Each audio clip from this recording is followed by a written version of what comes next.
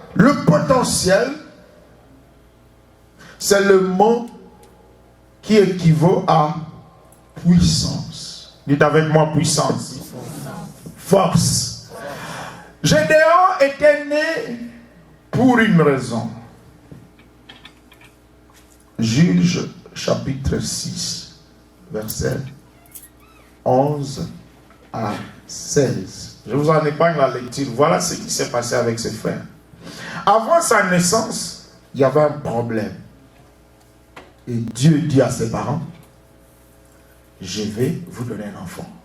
Et cet enfant va combattre pour Israël. Je vous donne un enfant pour qu'il combatte pour Israël. Il y a une raison pour laquelle tu es né. Tu es né pour résoudre un problème. Amen. Dieu n'avait pas besoin d'un certain Gédéon s'il n'y avait pas cette guerre-là. Il dit, je vous donne cet enfant pour qu'il combatte pour Israël. Alors, il est né déjà champion de guerre. Ses parents ont eu la révélation. Mais quand Gédéon a grandi, avant de comprendre qu'il avait un don, avant d'aller à la guerre, il a grandi comme un pauvre. D'abord, sa famille, c'était la plus pauvre à Manassé. Le Seigneur est avec toi, champion de guerre. Dans la Bible, on dit vaillant héros. Vaillant héros veut dire tout simplement celui qui donne la victoire des guerres au peuple de Dieu. Vainqueur de bataille, champion de guerre. Alléluia. Amen. Oh, s'il y avait un champion de guerre, un vaillant héros, on n'allait pas prendre votre gomme.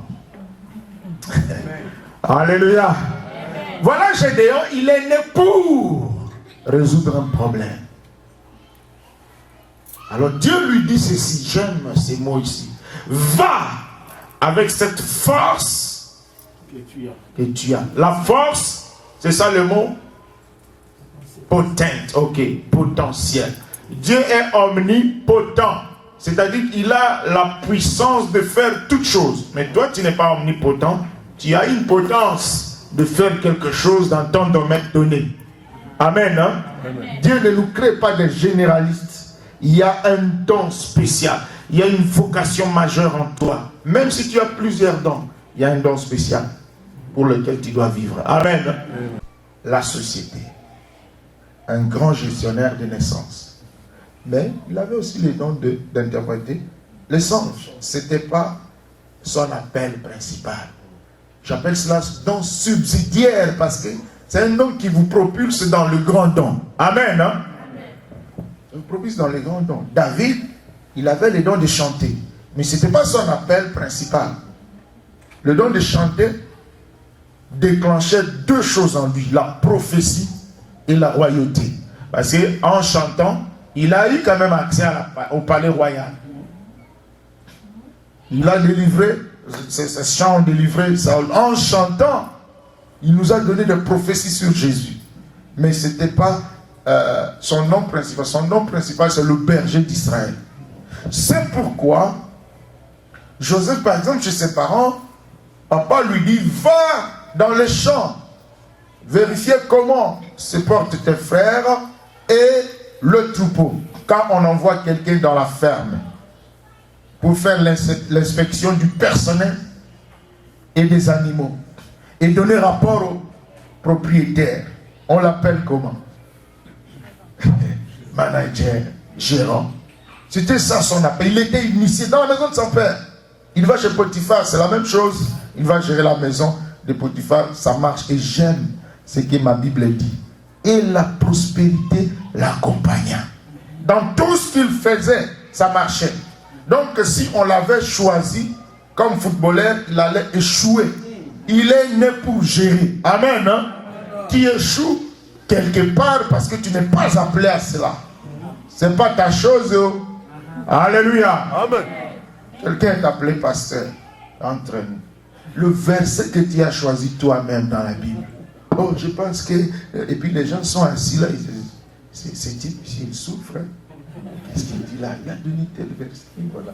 C'est même pas parler. Dieu peut commettre cette erreur-là de t'appeler prédicateur. Il te prive de la connaissance de la parole et même de l'art oratoire. Si Dieu t'appelle pour quelque chose, c'est que tu as un don pour cela. Amen. Hein? Amen. Il y a des domaines dans lesquels on ne peut pas tricher. Oh, tu vas tricher, je vais tricher pour devenir professeur. Les élèves eux-mêmes vont vous chasser. Parce que tu connais, oh, mathématicien. Ah, si on a maths moderne, exponentielle, pas au Kangal.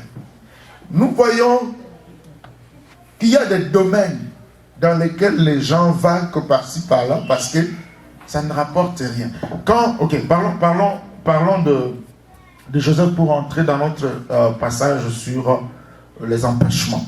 Alors Joseph, en prison, il a géré. On ne l'a pas invité chez Pharaon juste pour interpréter le songe. L'interprétation du songe, c'était un tremplin pour qu'il ait sa position de gestionnaire de tout le pays. Il a dit, on va nous amener, on va nous libérer, vous allez amener mes ossements. C'était un prophète. Par rappel, c'était un prophète, un gestionnaire. L'interprétation des songes, c'était un don subsidiaire. Tu peux être un chanteur. Ça t'aide seulement à rencontrer quelqu'un, une connexion divine, et tu feras autre chose dans la vie. Tu n'es pas appelé à faire des albums et à faire un nom, à avoir des Grammy Awards. Peut-être tu es seulement pour que l'église marche et on a besoin de voix pour la chorale. Et c'est ton appel. Que chacun de nous soit conscient que Dieu m'a créé pour une raison. Dieu a doté, a mis stratégiquement à chacun de nous quelque chose, le potentiel, la puissance qui est enveilleuse. Et un jour, ça doit éclore. Malheureusement, j'ai toujours pensé que l'endroit le plus riche de la planète Terre, c'est le cimetière où les gens meurent avec la planète Terre sans connaître son potentiel. Et de souffrir parce que tu vas échouer dans d'autres domaines qui ne sont pas ton appel. Dieu est un Dieu d'ordre. Amen. Amen. Moïse, il avait un don. Lequel? Le roi d'un peuple, le libérateur. Il le sentait, il le savait et il est né pour ça. D'ailleurs, Dieu l'a épargné dans sa génération, il n'est pas mort. Mais il est né pour ça. C'est pourquoi Dieu permet toujours que tu passes par certains chemins dans ta vie qui te préparent pour le grand appel de ta vie. Amen. Amen. Il sait. Chez Jéthro, il va avoir certaines bonnes choses qui vont contribuer pour le ministère. Alléluia. Amen. Quelqu'un me disait, Pasteur Pyrénées, toi, tu as fait longtemps chez les catholiques, tout ça, le petit séminaire, tu as passé ton temps là-bas. Je dis, non, je ne vais pas passer mon temps là-bas. Ça peut être la meilleure place pour une morale chrétienne que j'ai jamais eue dans ma vie. Je suis catholique pour vivre en hôtel. Dieu permet. Alors dans cela, il y a le plan de Dieu. Il y a aussi les voies de Dieu. Les voies de Dieu sont insondables. Personne ne les connaît. C'est-à-dire, Joseph ne peut pas voir le puits. Il ne peut pas voir ses frères le trahir.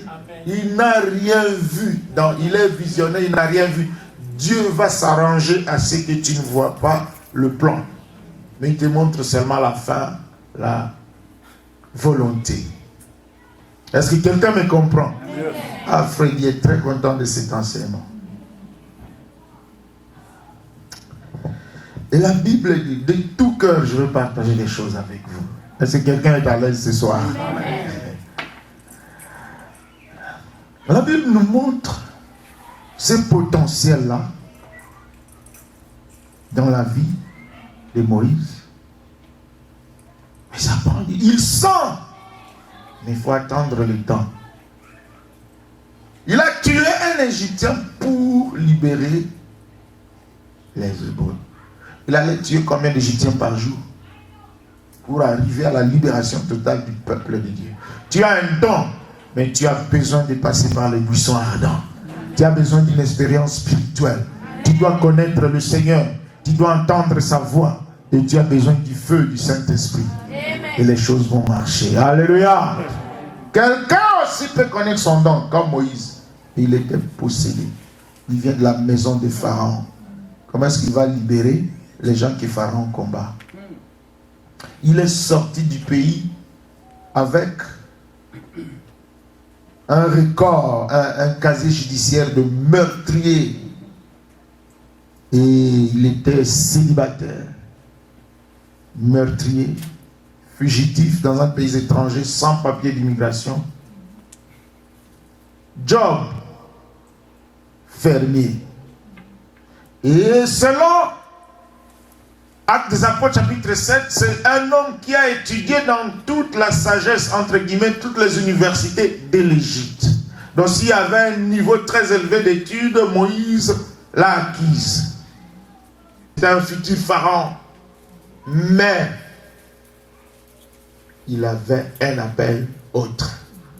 Avant qu'il ne découvrit son appel, il a fait 40 ans. Et tu vas dire 40 ans de perte. Non. Parce qu'il était dans le désert pendant 40 ans. Parce qu'il allait amener le peuple pendant combien d'années? Voilà. Dieu l'a formé. Dieu permet toujours cette formation-là, que tu le veuilles ou pas. Alléluia. Amen. Alors bien aimés dans le Seigneur, nous sommes formés esprit. Et Dieu a déjà mis un potentiel en nous, une puissance en nous. Du moment où tu nais jusqu'au jour de ta mort, les choses que tu dois accomplir là, nous les appelons la destinée. Amen. Hein? Amen. Ces jours-là sont dans un livre. Cela ne veut pas dire que nous devons parler du déterminisme, c'est-à-dire tu ne feras que ce que Dieu a programmé. C'est-à-dire quand quelqu'un vole, c'était écrit dans son livre qu'il va voler. Non. Dieu te donne l'intelligence, la capacité de faire ces choses-là. Toi, lui ne le fera pas. Quelqu'un connaît son appel et son potentiel. Et il marche avec le Seigneur. C'est ça la réussite. C'est ça la victoire. Bon, ok, je passe directement à comment ça va passer. Nous allons passer le reste du temps à l'enseignement sur la délivrance qui permet la réalisation de la destinée. Comment connaître rapidement? Il y a des signes naturels, il y a des signes spirituels, il y a aussi des circonstances qui propulsent.